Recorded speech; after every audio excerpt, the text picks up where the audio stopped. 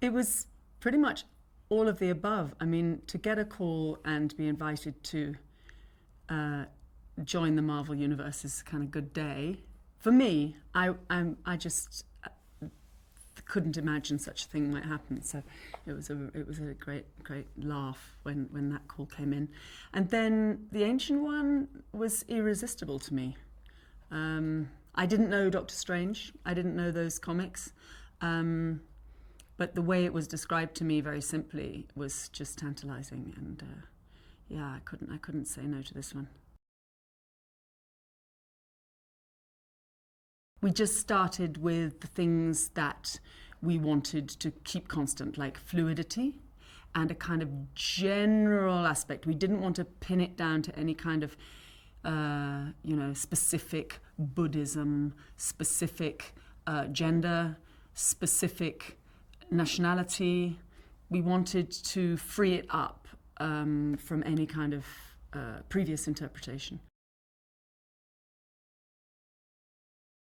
It was such a pleasure working with everybody here on that development process. I was so impressed and thrilled that they were really up for just working it out together. And we worked it out over several months. And we tested and we looked at other options and we tested them. We kept pairing away and pairing away. And as I say, with the Ancient One, we wanted to go for something very fluid, very sort of non-specific and pure and ageless. And that doesn't mean either young or old. It just means ageless. And it doesn't mean either male or female. It just means kind of gender-free. And so we ended up going for something pretty raw and simple and modern and kind of ancient.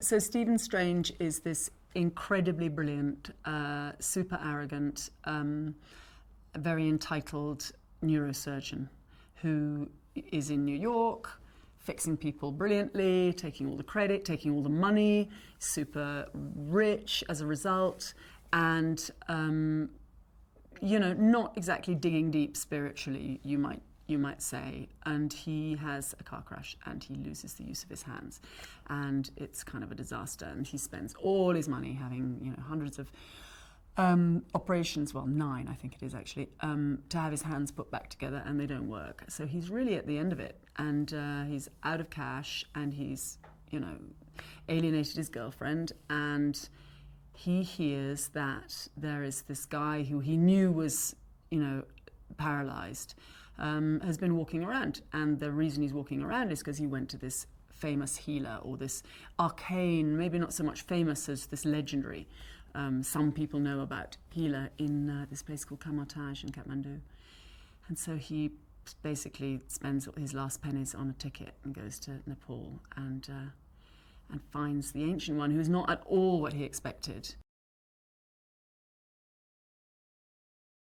I think they're always casting kind of rocking people, to be honest. I don't think this is, I think we're just, lucky to be the next band on the roster.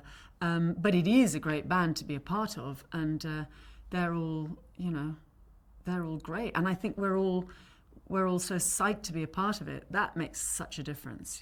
It's a thrill, and we all keep pinching ourselves and each other and going, isn't this fun? Benedict has got the brains and the wit to know how to play, as we know from his great Sherlock Holmes, a really arrogant so-and-so who you kind of want to see brought down a peg or two, and he does it absolutely brilliantly. He does it brilliantly in Sherlock, and he does it really beautifully here. And I think he really relished that, because Strange does dig deeper than Sherlock has to, and he has